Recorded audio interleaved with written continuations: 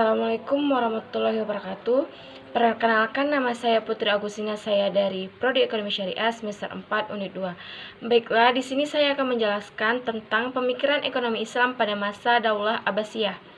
Pada periode ini, Daulah Abbasiyah ini memiliki kelebihan-kelebihan yang tidak dimiliki di periode-periode sebelumnya. Mulai dari umur kekhalifahan, Daulah Abbasiyah ini lebih lama dibandingkan Daulah Umayyah. Wilayah pada masa ini juga sangat kuat dan terluas. Perdagangan Islam mulai meluas dari India di timur ke Spanyol di barat. Kerajaan Islam mencapai puncaknya di bidang administrasi dan budaya. Dan untuk pertama kalinya, permasalahan ekonomi muncul di periode Abbasiyah ini. Pada masa Abbasiyah ini, kajian utamanya adalah mengenai keuangan negara dan perpajakan. Formulasi hukum tentang regulasi keuangan negara dilakukan oleh para ulama dan hakim profesional. Pengetahuan kekhalifahan untuk pengembangan kajian ilmuwan dalam bidang ekonomi masih sangat minim. Maka dari itu, untuk negara yang berloyalitas ideologi serta masih banyak sekali permasalahan-permasalahan pada masa itu, maka diputuskanlah yang mengkaji mengenai keuangan negara dan perpajakan adalah para ulama dan hakim profesional.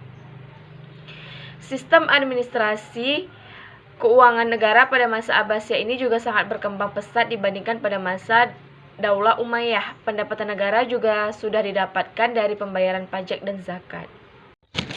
Selanjutnya ada tokoh-tokoh ekonomi Islam. Yang pertama ada Abu Yusuf. Abu Yusuf memiliki karya terbesarnya yaitu Kitab Al-Kharaj, di mana beliau banyak sekali membahas pembahasan yang di luar konteks keuangan atau pendapatan negara. Sampai hal-hal kecil seperti rumput dan air dibahas di dalam kitab beliau. Abu Yusuf juga memberi masukan untuk kemajuan ekonomi pada masa Abbasiyah ini. Selanjutnya ada Al-Syabani. Al-Syabani memiliki karya yaitu Kitab Al-Kashf, di mana beliau menulis di kitabnya bahwasanya mencari rezeki dengan cara yang halal.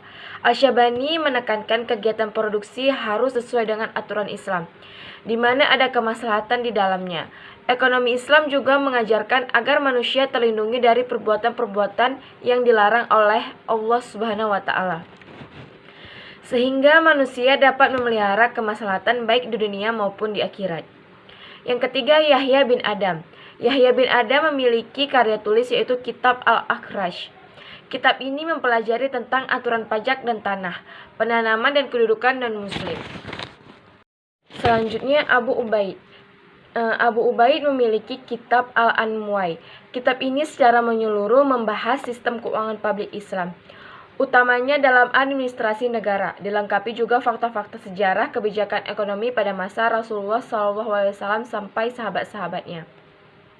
Yang terakhir ada Al-Mawardi. Al-Mawardi memiliki kitab Adab Al-Dunya wal Ad-Din, memiliki konsepsi tentang sistem kesejahteraan sosial dan paralelnya dengan moralitas ekonomi. Ia menegaskan urgensi moralitas fungsional yang membangun keteraturan kehidupan sosial, yaitu setiap individu yang ada terintegrasi dalam bagian sosial disertai dengan kesadaran akan moralitas ideal sebagai norma dan bersikap dalam berperilaku. Sekian presentasi dari saya, lebih dan kurang saya mohon maaf, saya akhiri dengan wabillahi taufiq wal hidayah. Assalamualaikum warahmatullahi wabarakatuh.